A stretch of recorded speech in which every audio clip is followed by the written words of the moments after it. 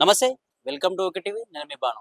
చాలా కాలేజీలు నారాయణ కాలేజీలు కావచ్చు, చాలా చైతన్య కాలేజీలు చాలా మంది పిల్లలైతే వాళ్ళ వాళ్ళు స్ట్రగుల్ చేయడం వలన లేకపోతే వాళ్ళ ప్రిన్సిపల్స్ కావచ్చు, వాళ్ళకి సంబంధించిన యాజమాన్యం కావచ్చు, ఒత్తిడి చేయడం వలన చాలా మంది అయితే బలవుతా ఉన్నారు.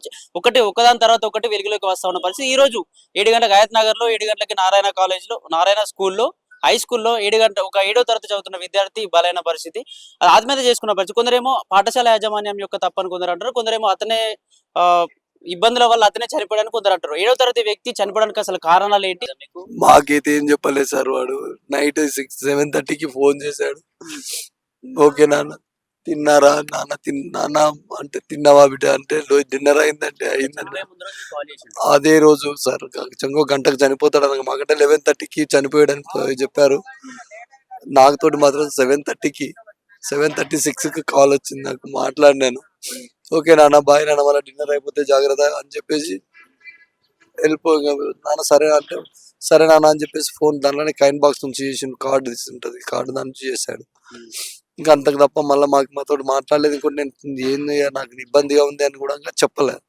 అంటే మీరు ఎప్పుడు ఫోన్ చేసినా నాన్న నాకు ఇది ఇబ్బంది అవుతుంది, ఇబ్బంది పెడుతున్నాను ఎప్పుడన్నా వన్ చెప్పారా? మంత్ 1 మంత్ లోపల నుంచి వానికి కొంచెము పక్కన ఉన్న ఫ్రెండ్స్ ఇబ్బంది పెడుతున్నారని చెప్తే మేము వచ్చి ప్రిన్సిపల్ గారితో మాట్లాడి చెప్పి వాడిని ఇంటికి తీసుకెళ్ళి ఒక 1 వీక్ ఇంటికాడనే ఉంచుకొని, ఫ్రెండ్స్ ఏమంటున్నారు ఏ విషయం? ఫ్రెండ్స్ అంటే ఇక పిల్లలది ఎట్లా ఉంటది కదా, అట్లా అట్లా చేస్తుంటే ఇంటికి ఒక వారం రోజులు ఉంచుకొని, లేదు నాన్న డిస్టర్బ్ అవుతుంది, ఒక ఇయర్ వెనక పడిపోతావు, ఒక 3 months అయితే కొంచెం బయట పడిపోతాం, ఈ ఇయర్ తర్వాత నువ్వు డేస్ స్కాలర్స్ చూసుకుందాం, ఏమన్నా చేసుకుందాం చూద్దాం అని అంటే సరేలే డాడీ ఇంకా పోతలే అని చెప్పేసి వచ్చేసాడు. వచ్చిన 20 daysకే ఇలా జరిగింది. స్కూల్ యాజమాన్యం మాట్లాడారా?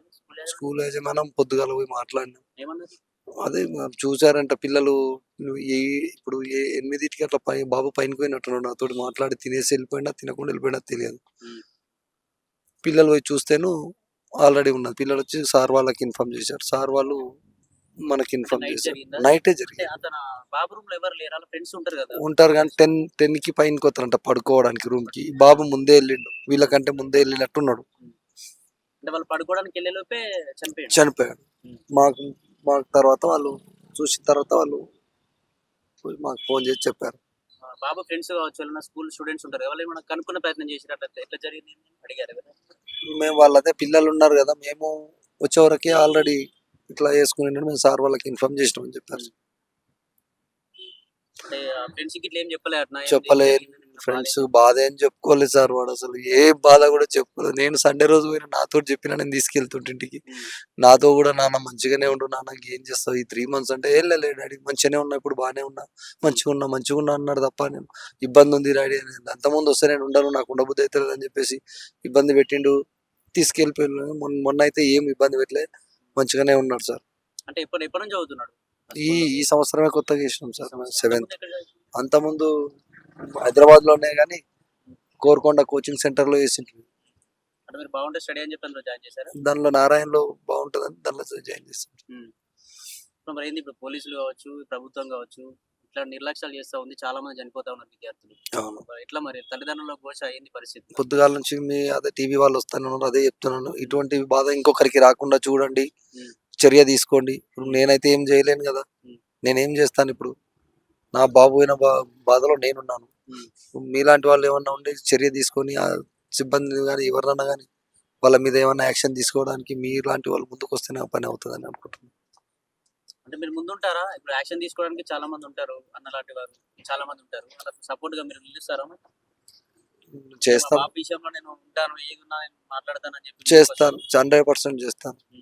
చాలా మంది ఏం చేస్తారు అంటే ఎన్నో కొన్ని డబ్బులు ఇచ్చేసి మాకు డబ్బులతో మాకు పని లేదండి. డబ్బులు అంటే మాకు అవసరం లేదు.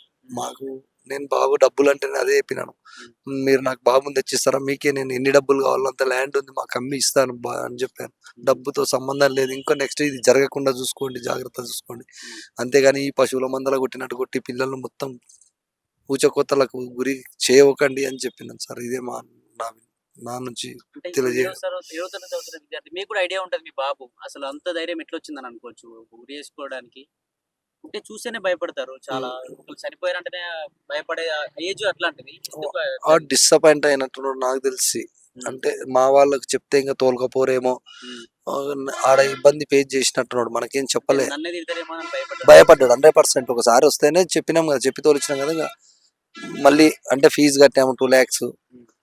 ఫీజు కట్టినాం నాన్న, అంతా అయిపోయింది. మధ్యలో వస్తే ఆ సిలబస్ వేరుంటది, ఈ సిలబస్ వేరుంటది, కొంచెం ఇబ్బంది అవుతుంది, నువ్వు అట్లా కాదు, ఇన్నే ఉండు, చదువుకు, ఇట్లా చేసి మోటివేట్ చేసి పంపించినాం కదా. ఇంకా నా మాట వినరు వీళ్ళన్న ఒక ఉద్దేశం, ఫీలింగ్ వచ్చేసి ఈ అఘాయిత్యానికి పాల్పడటం. తన్నులు తిన్నాము, అన్ని చేసినాం కానీ ఏడ వెనకకైతే పోలేదు, ఎవరికి అమ్ముడు పోలేదు. ఒక విషయం అయితే నేను చెప్తున్నాను, మీ అబ్బాయిది ఇది 11వ చావు ఈ నారాయణ శ్రీ చైతన్య స్కూళ్ళల్లో, కాలేజ్లల్లో. మీ వెనకాల మేము ఉన్నాము, మీకు బాధ ఉంటుంది కానీ మీరు కొంచెం ధైర్యంగా ఉండాలి, ఇంకో పాప కూడా ఉందంటున్నారు కాబట్టి. సో మీకు డబ్బులు కూడా అవసరం లేదని నేను నాకు కనుక్కున్నాను, ఎందుకంటే 20 ఎకరాల పొలం ఉంది, అవన్నీ మీకు ఎంత నాకు అర్థమైంది, మీరు అంతా అబ్బాయి కోసమే చేస్తున్నారు అన్న విషయం అయితే తెలుసు నాకు. కానీ మీరు ఏ రకంగా ఫైట్ చేయాలన్నా కూడా మీ వెనకాల మేమున్నామన్నా, మీరు దేనికి నిస్సంకోచంగా మమ్మల్ని సంప్రదించండి. ఒకవేళ ఏ ఇబ్బంది ఉన్నా మేము మీ బాడీ పోయేంత వరకు ఇక్కడనే ఉంటాం, మీకు ఏం ఇబ్బంది పడాల్సిన అవసరం లేదు. యా, ఎవ్వరికి భయపడాల్సిన అవసరం లేదు, వాడు మినిస్టరే కానీ ఇంకోడైనా కానీ మేము ఉన్నామన్నా. రైట్ అన్న.